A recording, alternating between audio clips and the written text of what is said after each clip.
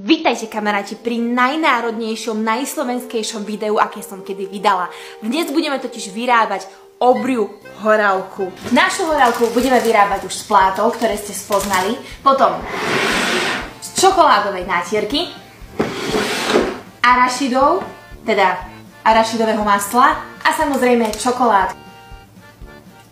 Dobre. Na obaľovanie použijem Figaro čokoládu, čo nemôžete môjmu Jankovi ani spomenúť, pretože Figaro je najlepšia čokoláda a tou sa nemá len obaľovať. Z čokolády je aktuálne kopa tuku, tak som pridala ešte viacej masla.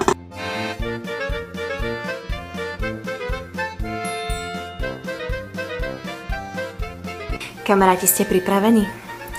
Naša obria horálka je hotová.